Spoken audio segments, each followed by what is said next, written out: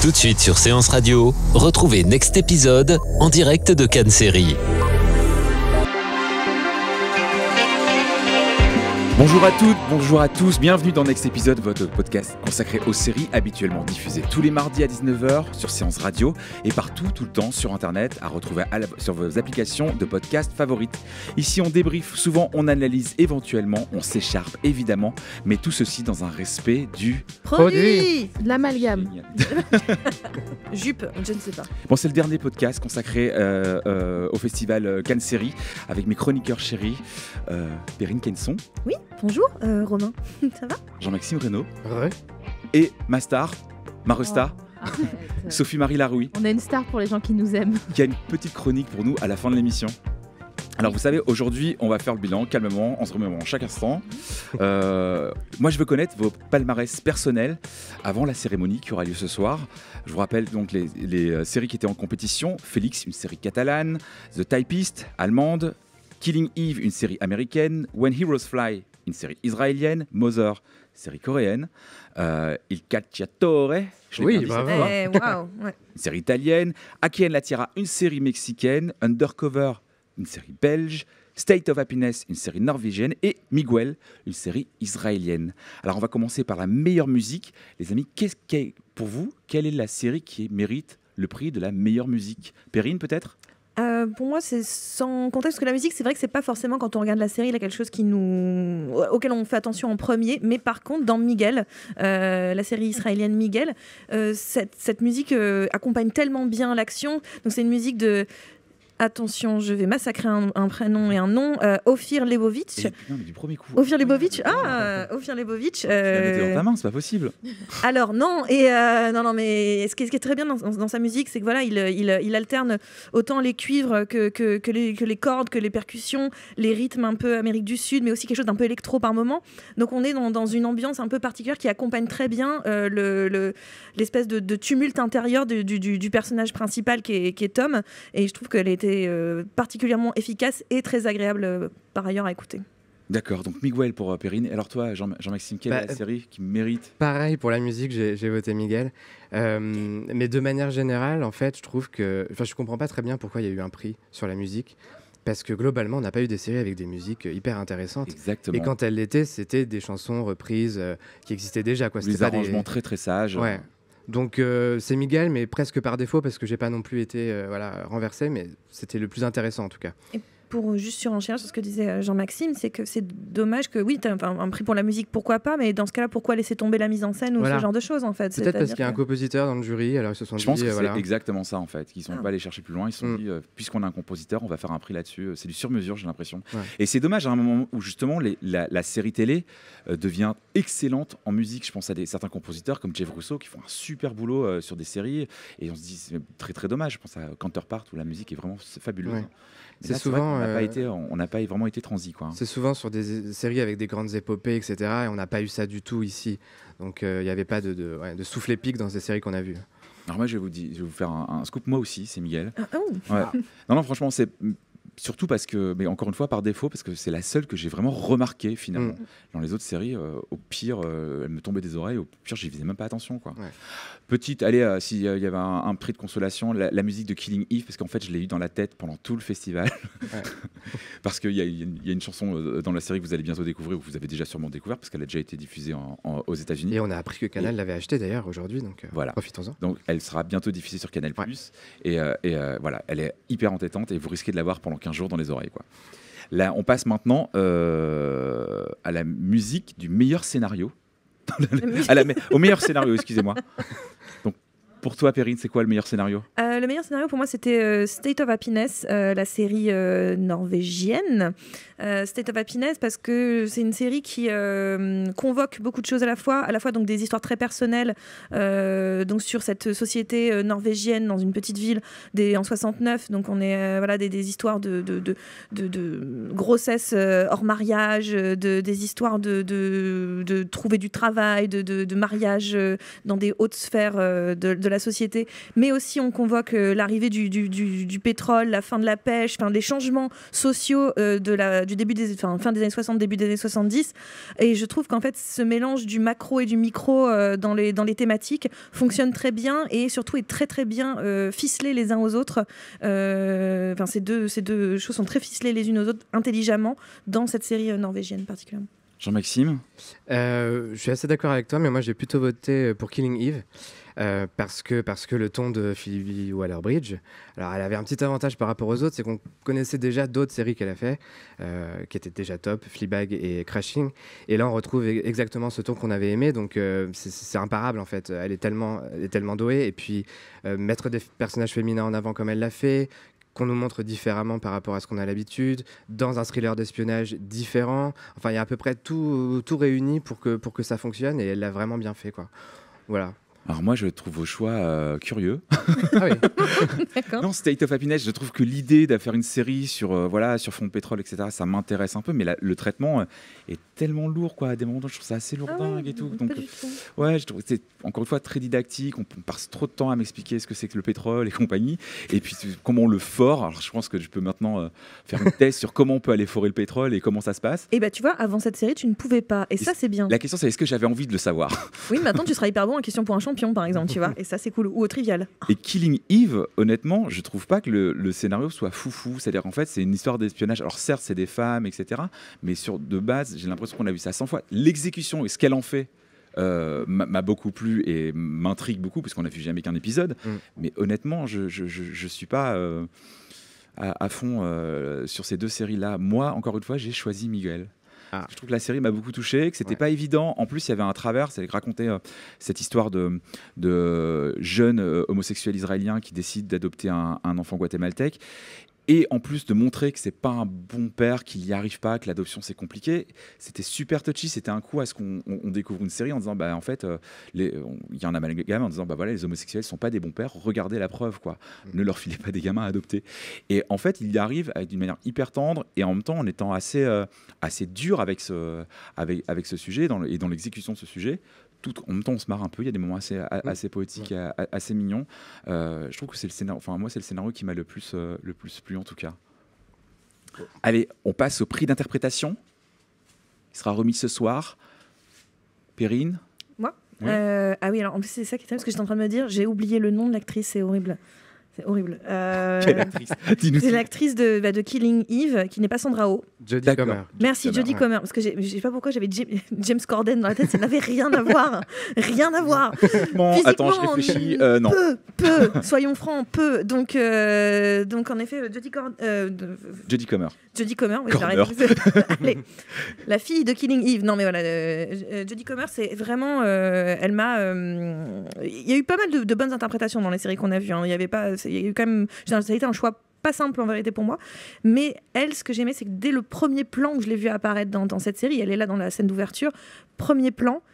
Elle était à la fois, j'ai compris tout de suite quel était ce personnage, cette espèce de femme fatale, dangereuse, à la fois drôle, à la fois psychopathe, et en même temps on a envie d'en savoir plus. Et en même temps, elle m'a paru être un mystère permanent. Et cette chose où j'ai une immédiate reconnaissance du stéréotype, et en même temps où je me suis dit mais je ne la connais pas, qui est-elle, j'ai envie de savoir. Sa façon de le jouer, son côté stoïque, charmeur, belle femme, mais très dans l'intellect, m'a complètement fascinée. Jean-Maxime ? Alors moi j'ai pris un risque, puisque j'ai pris la série coréenne, donc je sais pas le dire. Eyoul, enfin voilà, un truc comme ça. D'accord, on dirait un nom de volcan islandais. Comment oui, effectivement. Bon, c'est un truc comme ça. C'est la gamine, en fait, de la série, parce que je me dis, en fait, qu'est-ce que je vais retenir de ce festival ? Une des images que j'ai, c'est ce visage de cette gamine, qui est très émouvante, qui fait passer énormément de choses, alors qu'elle a assez peu de dialogue. Toutes les femmes qui l'entourent sont très bonnes aussi, mais voilà, il y a un truc avec elle qui se passe, et l'acclamation qu'elle a eue dans la salle aussi, au moment de la présentation de la série, je sais pas, c'est un vrai beau souvenir, et donc j'ai envie de la récompenser. Sophie-Marie ? C'est vrai que c'est pas les silhouettes dans Julie Lescaut, la gamine. Hein. Elle joue, même quand elle a les ongles sales, elle joue bien. Même quand elle est dans un sac poubelle, elle joue bien. Elle dort quand même dans une valise, ouais. Et ça fait pas genre ouin ouin ouin ouin. Non, c'est vrai, je suis d'accord avec toi. pas. Son visage est assez obsédant en fait. Ouais. C'est vrai qu'on sort de la série qui a des défauts, Oui. mais on se rappelle d'elle, quoi. Elle a une façon de jouer qui est assez désarmante et en plus l'histoire est assez dure. Et c'est vrai que c'est un joli rôle. Moi j'ai choisi Sandra Oh. Ah oui. On se complète alors. Oui, voilà. Parce que je trouve qu'elle rejoue un petit peu son personnage un peu d'humour à froid qu'il y avait déjà dans Grey's Anatomy, mais en fait moi je la retrouve avec bonheur. Ah oui, c'est ça. Et surtout je pense on risque d'aller vers complètement autre chose plus tard en fait, qu'on risque d'aller vers plus d'hystérie, etc. Et il y a quand on la voit se réveiller le matin, faire la folle, hurler comme une dingue parce qu'elle s'est juste endormie sur le bras et qu'elle a des fourmis, ça me fait hurler de rire. Je trouve qu'elle a un potentiel comique en plus assez fou. J'ai vraiment envie de l'avoir exploité ça. Dans un rôle pas toujours évident en plus, elle est pas très, c'est pas un rôle fait pour être jolie. En fait, on la voit au débeauté, crevée, elle a fait la teuf la veille, elle a les cheveux en bataille, etc. Donc déjà c'est assez intéressant, contrairement donc au personnage de Jodie Comer qui elle est juste magnifique, bombe plastique et femme fatale. Mais c'est le cas de le dire. Qui en joue aussi, qui en joue beaucoup, je trouve, de cette histoire de femme fatale, parce que même à un moment donné, elle se fait passer pour un cadavre. Elle est très consciente de cette espèce de beauté vénéneuse qui sort d'un tableau. Et moi, je trouve que c'est celle où elle est parfaite. Je trouve le parfait contrepoint de Sandra Oh, comme tu venais de le On peut s'écouter un petit peu de la musique de Killing Eve. I think about you all the time. I think about what you're doing and who you're doing it with. I think about what you eat before you work, or what shampoo you use. I think about what you feel when you kill someone. I have to find her. She wants me to find her. I just want to know everything. Please. Yeah, I got issues. And one of them is how bad I need you. Alors on a un autre prix à remettre, c'est le prix spécial d'interprétation pour un duo ou un groupe de comédiens. Jean-Maxime. C'est les zadistes qui ont lancé cette... Encore une fois, j'imagine que c'est un prix sur mesure pour un duo qui a dû bien sortir dans ce spécial. Moi, j'ai une vague idée, on en reparlera peut-être un petit peu après. Mais Jean-Maxime ? Moi, j'avais envie de donner un prix à State of Happiness, donc j'ai décidé de donner celui-là, parce que dans les autres catégories, ça correspondait pas forcément. À l'ensemble du cast ? Ouais, l'ensemble du cast, et notamment les jeunes acteurs que je trouve vraiment très bons. En un épisode, on voit pas suffisamment, je pense, puisqu'ils sont nombreux, il y a beaucoup de personnages, on voit pas suffisamment ce dont ils sont capables, mais on sent qu'il y a un vrai potentiel. Les deux jeunes filles, notamment. Perrine ? Alors, Perrine n'a pas vraiment bien compris visiblement la teneur du prix. Donc en soi, moi je fais un prix enfant, un prix enfant avec le prix spécial. Donc j'ai dit voilà, je trust le jury, je dis voilà, on va faire un prix d'interprétation spéciale enfant. C'est là où j'inclus clairement et tout à fait pour les mêmes raisons que toi, la petite fille de Moser. Prononce-le s'il te plaît. Et au Yule, voilà. Et tu vois. Et non voilà, j'inclus cette petite fille là avec qui je la ne la marie pas, elle est un peu jeune. Non, je la mets en paire. Je la mets en paire. Je la mixe avec le petit enfant guatémaltèque de Miguel. Je trouve que les deux ont quelque chose sur le visage, une gravité sur le visage, un jeu parfait. Parce que les enfants, sérieusement, dans les films ou surtout dans les films, mais dans les séries, parfois, ça peut être juste. On a envie un peu de les taper. Ça peut être un peu fatigant. Oui. Soyons francs, parce ils peuvent être excessifs, ou ils ont une voix qui énerve, ou ils en font trop, ou au contraire, ils ont l'air complètement décédés. Ils sont au bromure, les pauvres gosses. Et donc, en fait, d'un seul coup, là, on a deux enfants qui ne surjouent pas, qui sont très, très naturels, et qui, en plus, ont des rôles quand même difficile, grave, d'être soit dans une maltraitance, soit dans une souffrance, une perte de repères. C'est quand même pas évident, d'autant plus qu'on a appris que le petit Miguel, notamment, n'était pas qui s'appelle vraiment Miguel d'ailleurs, n'était pas un acteur de base, c'était vraiment un petit garçon. Je dire, ça n'est pas un enfant. C'était un guatémaltèque nain. Donc, mais voilà, moi je les ai trouvés tous les deux très, très stupéfiants, et les deux sont des visages qui me restent en tête. Et ça, c'est très agréable de garder ces images-là d'une série, d'avoir ces images-là en tout cas. Bon, moi j'ai fait ma feignasse. Sandra Oh, Jodie Comer. Ah oui, feignasse. Okay. Voilà, s'il y a un duo qui marche parfaitement dans cette compétition, c'est bien elle. Je les trouve vraiment épatantes. J'ai vraiment hâte de les voir évoluer. En plus, d'après Ronan, je suis le seul à avoir, d'après Ronan Croce, je suis le seul à avoir une espèce de romance lesbienne tendre dans leur relation. Moi, j'ai l'impression que c'est assez obvious, mais Ouais, il y a une sorte d'histoire d'amour. voilà, ou en tout cas une tension. Si. Oh, d'accord, Et- je l'ai pas vu. Hein. Et j'ai vraiment hâte de voir vers quoi ça va tirer. Et je trouve encore une fois que c'est un duo de comédiennes très très très bien choisi. Au départ, je me disais une série de Phoebe Waller-Bridge sans elle, sans Phoebe Waller-Bridge, est-ce que ça va m'intéresser? Parce que très honnêtement, dans Fleabag, elle porte la série genre Ouais. toute seule. Parfaite. Dans sa série précédente, Crashing, elle a un des rôles les plus savoureux de la série. Donc là, je me dis mince, là, elle est pas au cast. Elle veut peut-être un peu prendre le champ, mais est-ce que c'est une bonne nouvelle pour sa série? Et in fine, je trouve que voilà, elle a trouvé un duo d'actrices qui est vraiment super bien et hyper compétente en plus. On la retrouve beaucoup dans le personnage de Sandra Oh, en fait, finalement, je trouve.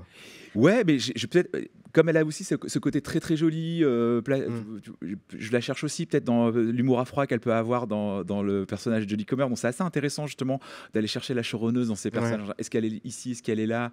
Elle est partout. Ouais, elle est partout à la Oui, fois. elle s'est un peu divisée. C'est vrai qu'elle a l'espèce de méchanceté ou de cruauté parfois que peut avoir Jodie Comer dans la série, en fait, dans Fleabag. Ouais. C'est pas un personnage sympathique tout à fait dans Fleabag. C'est même pour ça qu'on l'aime beaucoup. C'est parce qu'elle est pas... C'est pas la super célibatante, quoi. C'est plutôt quelqu'un qui est genre... Enfin voilà, elle a une espèce de violence aussi naturelle, de tendance à la violence en tout cas. Blessée en plus par quelque chose d'assez dur. C'est un animal blessé. C'est un animal blessé qui donc réagit en tant que tel. Et c'est ça qui est très très beau. Et je fais juste une parenthèse sur le fait que je propose un crossover entre Moser et Miguel, puisqu'il y en a un c'est sur, le fait d'être père et l'autre c'est sur le fait d'être mère. Je pense qu'à un moment donné, il va falloir que ça se croise. Et Quoi. puis tu sais quoi encore, la gamine qui prend un taquet au début de Killing Eve au départ, là, tu sais, avec sa glace. Ah ouais. Voilà, c'est réglé. On a tous les gamins de la compétition. On a un crossover parfait, quoi. J'en parle tout à l'heure sur scène. Là, alors maintenant, on va passer au plat de résistance. La meilleure série. Quelle est pour vous la meilleure série de ce festival? Sex and the City. J'ai adoré, c'était vraiment chambé, ça nous a tenus. Non, ok. On peut presque le dire d'une même voix, je pense, mais je Un, m'avance deux, peut-être. trois. Miguel. Ouais, je suis d'accord avec vous. Franchement, c'était la ouais. meilleure série. Jean-Maxime, pourquoi? Parce que ce que je cherche quand même dans une série, avant tout, c'est une émotion forte. Et là, vraiment, c'est la seule série, je pense, qui nous a tous mis la larme à l'œil. On en a vu 10 quand même. Et ouais, c'était la plus émouvante, la plus forte, celle dont on se souviendra, qui représente le festival pour moi. Et puis les acteurs, les acteurs, le créateur, c'est une équipe quand même qui est assez extraordinaire. Et ouais, c'est... Perrine? Je plus sois tout à fait ce que vient de dire Jean-Maxime. C'est un. Mon Ça a copain. été. Coping, c'est très bien. Mais non, c'est vrai que ça a été une vraie surprise. Je crois que c'est vraiment la fin de la fin de cette compétition. On l'attendait pas, on l'attendait plus. Et d'un seul coup, il y a cette série qui est excessivement bien réalisée, parce que je tiens à dire qu'en termes d'image, de mise en scène, de photographie, très beau. c'est superbe, c'est terriblement bien joué. L'alternance entre le passé, le présent et d'une fluidité, d'une réussite totale. Le sujet est pas évident du tout. C'est quand même un sujet qui est vraiment potentiellement Explosif. Oui, puis dur, pas agréable pour un sou. C'est clairement, on est en train de nous dire, bah ouais, tu peux ne pas l'aimer ton gosse. Et puis surtout, tu es allé chercher au bout du monde et finalement, tu es là genre, ah ouais, ben non, je vais peut-être le rendre. Et en fait, ben non, tu peux pas le rendre. Alors, au bout d'un moment, et expliquer que c'est pas évident, la parentalité, c'est pas évident, le fait d'être père n'est pas évident, que tu sois gay, hétéro, peu importe. Tout simplement, la découverte, la rencontre avec l'autre, et l'autre dont tu es censé t'occuper, protéger, n'est pas la facilité incarnée, ce n'est pas tout de suite les arcs-en-ciel et les licornes, c'est pas comme ça que ça marche, c'est pas comme ça. Donc en fait, et j'aime bien cette idée d'être. Il avait employé cette formule tout à l'heure un peu plus tôt, le créateur de la série qu'on avait eu dans l'émission, Nam Salama. Il avait employé cette expression de dire, j'ai voulu montrer que le rêve peut parfois s'écraser contre la réalité. Et c'est exactement ça dans cette série. Et je trouve que pour moi, c'est ça qui en fait la vraie totale réussite. Et surtout, moi, je trouve que c'est la série qu'on quitte en se disant, je veux vraiment savoir ce qui se passe. J'ai eu moins cette sensation-là avec les autres séries de la compétition, avec Killing Eve évidemment, mais en tout cas, là, je me suis dit, mais je veux vraiment savoir, aller au bout de cette histoire. Je veux savoir comment ça va se dénouer. Et il y a une vraie promesse qu'il n'y a peut-être pas dans les autres séries de cette compétition, quoi. Moser un peu quand même, je trouve. On a envie de savoir ce qui va se passer ensuite, vers quoi on va se diriger, vers le thriller peut-être. Perrine fait non de la tête d'une manière tellement déprimée que je crois qu'en fait, on t'a vraiment perdu avec Mother. Ah oui, Mother, ils m'ont. Non, mais c'était les plans d'oiseaux. Je suis désolée, les plans d'oiseaux m'ont complètement fait s'envoler mon esprit. Mais je dirais juste que moi, quand on a préparé l'émission, j'ai fait un peu ma Suisse. J'avais dit Miguel, évidemment, mais j'avais dit aussi quand même Killing Eve, parce que pour toutes les raisons que vous avez évoquées depuis tout à l'heure, mais parce que Killing Eve, c'est... Pour le coup, c'était celle qui était la plus rythmée, qui était la plus... qui, moi, encore une fois, une proposition de thriller. On en a plein. Mais un thriller comme ça, avec cette dose d'humour noir, avec ces personnages féminins forts, cette intelligence de casting, et aussi quand même, il y a de la mise en scène qui est quand même intéressante, même si c'est pas son point le plus fort. Moi, je trouve que c'est une série que j'ai très très très envie de suivre, au-delà de mon amour pour Phoebe Waller-Bridge. Mais est-ce que c'est pas parce que c'est une série qui est une série américaine, donc qui emploie tous les codes qu'on connaît tous par cœur maintenant, qu'on a intégrés depuis très longtemps. Et l'intérêt de cette compétition, justement internationale, c'était de nous montrer d'autres choses, montrer comment on fait des séries ailleurs. Je pense qu'aucun créateur de série peut faire l'impasse sur tout ce qui nous débarque des États-Unis, et que forcément il y a un langage, un alphabet qui est créé là-bas qu'on utilise tous, mais que moi ça m'a intéressé de voir que peut-être quelque chose de plus lent et contemplatif en Corée, de voir quelque chose de très beau en Norvège avec ses paysages et ses plans qui sont magnifiques. Par revenir un coup sur la violence et de la société mexicaine, mais pour Aki de la Tierra, mais c'est vrai que je me suis dit, tiens, il y a peut-être une façon de voir comment chaque pays a sa spécificité, en tout cas d'aborder l'objet sériel. Et j'ai eu des belles surprises, et voilà, Killing Eve reste, je trouve, une très très belle série, une très belle série tellement proche de ce qu'on connaît. Plus évident, voilà, sûrement. Exactement. Ouais. Bon, maintenant on va passer à un moment un peu plus fun. Je vais vous demander de créer un prix. Et de me dire quel est le prix que vous remettriez aujourd'hui si jamais vous étiez sur scène entre Fleur Pellerin et Kian Kojandi. Moi je dirais la plus belle robe, la robe de Top Salama, donc qui portait sur le tapis rose hier. Tapis rose. Alors attention, c'est honteux. Tapis rose hier. Et puis parce que, je me dis, c'est un truc qui ne serait jamais arrivé à Cannes Cinéma. C'est même impossible. Je crois qu'il y a des règles très strictes. C'est vrai, ouais.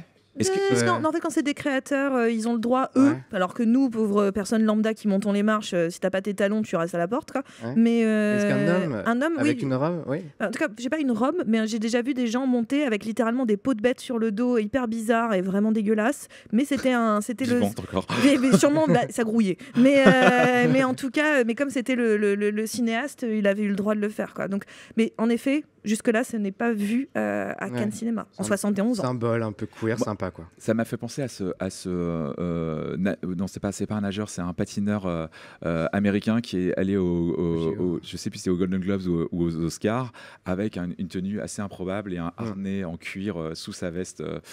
C'était assez quelque chose. C'est vrai, de voir sur le tapis rose une espèce de manifeste queer comme ça débarquer en disant voilà, I am what I am, j'ai trouvé ça mais parfait, quoi. Puis on peut pas dire que c'était un festival de la folie, bon. Non, et justement, là il y avait un truc petit peu apporté de folie au festival. Ouais. Perrine, quel est le prix que tu voudrais inventer et remettre ? Prix météo. Plus sérieusement, en fait, je pense que dans une série, je vais faire une énorme platitude dans ce que je vais dire, mais il y a beaucoup de séries qui sortent. Il y en a beaucoup. Et donc, je pense que pour attirer l'œil, pour qu'on ait envie de continuer, une scène d'ouverture d'une série, c'est très important. Il faut qu'on soit accroché.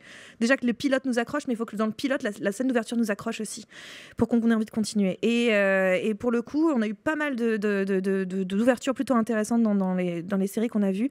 Mais moi, c'est celle d'Aki en la Tierra, donc produite par Gael Garcia Bernal, la série mexicaine, où on passe de ces gens en costard autour d'une table en train de signer des contrats. Oulala, ça paraît très très sérieux et très très chiant, et d'un seul coup dans un même mouvement, limite presque en plan séquence, c'en est pas un mais ça fait presque cet effet là, on les suit comme ça et on prend une voiture, ils ouvrent la voiture, le type se met en robe et hop on est dans une soirée avec drogue, décadence, folie, et moi mais j'adore ça, mais c'est génial, mais moi je veux continuer et je veux rentrer à cette soirée. Et donc c'est ça, et rien que pour ça m'a, il y avait de l'idée, il y avait de la mise en scène, il y avait c'était osé, ça m'a fait rire, ça m'a. Après, le reste de la série, le reste de l'épisode, c'est autre chose. T'as moins séduit peut-être, ouais. La corruption au Mexique, ah bon. Et donc, mais sorti de ça, puis bon, c'est un petit peu mais cette scène d'ouverture, moi, m'a accroché pour le reste de l'épisode, en tout cas. Une très belle scène d'ouverture aussi dans Il Cacciatore, je dois dire. C'est cette scène très burlesque là, avec toutes ces mamas qui se mettent dans le couloir pour empêcher la police de rentrer pendant que leur fils ou petit-fils est en train de vider toute la cam dans les toilettes et que la police arrive à la récupérer. Je vous ai dit que je ne vous raconterai pas comment ils font, mais les gars, si vous êtes dans le bise, ça vaut le coup d'aller voir pour éventuellement pas se retrouver dans la même situation. Moi, si je devais remettre un prix, ce serait le prix de mec, j'ai rien compris à ton histoire. Et c'est pour Il Cacciatore, mais pour Aki & La Tierra, où je n'ai absolument rien compris. Qui sont ces gens? Qu'est-ce qu'ils me veulent? Quels sont leurs réseaux? Quels sont leurs réseaux? Je n'ai rien compris. Et pendant tout le long, j'étais là en train de donner des coups de coude en disant c'est qui lui? Et elle, c'est qui? Et pourquoi on les suit? C'est quand même super complexe, quoi. Et pour le coup, je me dis que ça manquait peut-être un script doctor qui serait venu en disant les gars, on va pas y arriver. Il faut un peu. On va couper en 2 l'épisode pour rappeler les prénoms des gens ou quelque chose, parce que sinon on va vraiment pas y arriver, quoi. Où commence la série avec un arbre généalogique? Ou alors sinon, c'est... Parce que moi, je savais pas qui était la sœur de qui, ou le frère de qui, ou le tonton de qui. Et à la fin, je suis genre, mais pourquoi machin, il l'embrasse? Ah oui, d'accord, c'est sa belle... Woup et non, j'ai pas tout compris. C'était un peu compliqué, c'est vrai, en termes de relations entre les personnages telenovelas. Ouais, c'est ça, mais pour le coup, il faut aussi qu'on puisse comprendre un petit peu de quoi il retourne. Et après, on voit des personnages se pointer. Enfin, par exemple, Gaël Garcia Bernal, qui est le producteur de la série, on le voit, il a une demi-scène, il vient là, et il repart, on ne sait pas pourquoi. On ne sait pas qui c'est. Alors, je veux bien, c'est le pilote, peut-être qu'on va savoir plus tôt, mais là, du coup, on a une espèce de happening. Genre, le producteur a voulu être dans la série, mais il est venu parce qu'il a vu la lumière. Mais franchement, c'est un peu ça pour tous les personnages quand même, quoi. Et puis tu oublies d'ajouter tout simplement, parce que là déjà c'est quand même borderland au niveau des personnages, pardon pour l'expression, mais on rajoute à ça tout le problème, le nœud du problème, qui est cette histoire encore une fois de corruption, mais il y a une histoire d'aéroport, il y a une histoire de vidéos de pédophilie. Donc quoi à un moment donné, quoi? Et donc c'est vrai que c'est un peu dense. C'est dense. Nora n'est pas là, mais si jamais elle était là, je suis sûr qu'elle remettrait un prix de la série la plus misogyne à Félix. Parce que c'est vrai qu'on a eu un moment un peu étrange avec cette série où à peu près toutes les filles sont des prostituées. Et si jamais c'est pas des prostituées, c'est des putes. Comme ça au moins. Et non, c'était assez étrange cette série-là. Et c'est vrai que c'est la série qui m'a le plus dérangé dans cette compétition. On va passer à notre amie Sophie-Marie Larouille qui va nous raconter un petit peu sa soirée d'hier. Alors Sophie-Marie, il paraît que tu continues tes recherches sociologiques en milieu festivalier. Alors oui. C'est une manière très chic pour dire que j'ai continué à zoner depuis 24 heures, en effet. Heureusement qu'on remballe là. C'est bon, je suis à mon max. Je pourrais pas faire plus, je le sais. On le sait, tout le monde le sait, je le sens. Donc depuis hier soir, j'ai regardé une super série sur Canal, une histoire sur un terrain entre Liverpool et Manchester, je sais pas quoi, quart de finale de je sais pas, j'ai pas compris. Bon, j'ai dîné d'une salade César, mais ça à la limite. Non, très très cool. Elle était bonne? Ouais, super. Franchement, tu sais parce que la petite sauce c'est toujours un petit peu touchy. Ce qui te font croire que c'est la sauce avec les anchois et puis en fait non, c'est que de la vinaigrette. Donc ouais, c'était pas mal. Ce matin, ça fait quand même 11 mois moi que je suis là maintenant. Donc, je savais, j'étais là, je vais aller me faire épiler les sourcils au fil. Voilà, je l'avais jamais fait. Donc c'est bien mieux que la cire, sachez-le. Je confirme. Tu confirmes, Perrine? Ça fait moins mal, apparemment ça dure plus longtemps, c'est plus net. Voilà. Après, oui, là, on est à cet après-midi. Et là, j'ai fait mon grand écart final. C'est mon bouquet, là. C'est ma fin de 14 juillet, les 23h. Tout le monde a le pull sur les épaules. Il faut partir, il faut rentrer. Donc, j'ai partagé mon après-midi entre les répètes de la série, de la clôture avec Kian, Kojandi, Sisse Knudsen qui répétait. Et un tour de petit train canois. Il me fallait que des activités indoor parce que on vous avez compris. Quoi, hein. Donc, je suis montée un peu au hasard dans un petit train. J'ai discuté avec le conducteur parce que je suis arrivée une demi-heure avant. J'avais rien à foutre. Donc, une fois que j'ai mangé 2 bagels, voilà, après ma salade César. Conducteur très sympathique qui m'a proposé de monter devant. Mais il m'a dit, mais si tu viens avec moi dans la cabine, tu n'auras pas les commentaires. J'ai dit, c'est quand même Cannes, un haut lieu du tourisme français. Je vais avoir les commentaires. Donc, amis touristes et amis cannois, si vous n'avez jamais fait le petit train. Donc, le petit train cannois, c'est 1 heure, donc 40 minutes sans commentaires. J'ai écouté la chanson du Grand Bleu, la chanson de Pretty Woman. Je vous laisse deviner quand. Donc, la chanson du Grand Bleu, près des plages. La chanson de Pretty Woman, quand on passait devant les magasins. Voilà. Après, il n'y avait plus rien pendant 25 minutes. Je pensais qu'il était déglingué, mon casque. En fait, pas du tout. C'est juste qu'ils n'avaient pas de gras, donc ils m'ont rien proposé. Je me suis rendu compte que... Oui, parce que hier soir, j'ai aussi mangé des potatoes. Il faut vraiment que je rentre. Quand je fais que bouffer, c'est vraiment que je me fais chier sévère. J'ai mangé des potatoes là où Carlos... notre ami Carlos, terroriste ou... Non, l'autre Big Bisou, là où il a appris à jouer à la pétanque à 32 ans. Voilà. Il y a une plaque. C'est le petit train qui me l'a dit. Voilà. Donc après, j'ai fait la descente dans la cabine parce que c'est bon, j'avais compris au bout d'un moment. Et donc le conducteur m'a annoncé qu'il fallait revenir en été. J'ai dit oui, j'ai bien compris là, parce que là c'est vraiment dégueulasse. Moi, je viens des Vosges et j'avais le sentiment qu'on faisait les foins quand il pleuvait fin août dans le tracteur, quoi. C'est pour ça que je conduis avec un pied sur l'embrayage et un pied sur l'accélérateur, d'ailleurs, parce que j'ai appris à conduire au tracteur. Mais ça ne vous regarde pas du tout. Mais c'est pour dire que là, je suis un peu en fin de piste, quoi. Et donc, c'est donc la fin du festival. Et comme dirait Sisse Knudsen dans les répètes cet après-midi... Et à la question, est-ce que les séries auront un aussi grand destin que les films au cinéma? J'ai envie de dire comme Fox Mulder... I want to believe. Bravo. Merci beaucoup. Merci Sisse. Donc voilà, super. Moi, I want to believe que l'année prochaine, vraiment, il y aura moins de séries comiques, hein, et un peu plus de pluie, parce que là, c'est pas avec ça que le grenier de la France va se remplir. Merci beaucoup. Merci beaucoup, Sophie-Marie Larouille. C'était un délice de vous avoir tous ensemble pendant ce Festival de Cannes. Merci beaucoup. Perrine Gainson, merci beaucoup. Jean-Maxime Renaud. Merci à et toi. Je fais un gros bisou à Nora Boisouni et à Ronan Cros qui, eux, sont déjà retournés à Paris. Merci et à la semaine prochaine.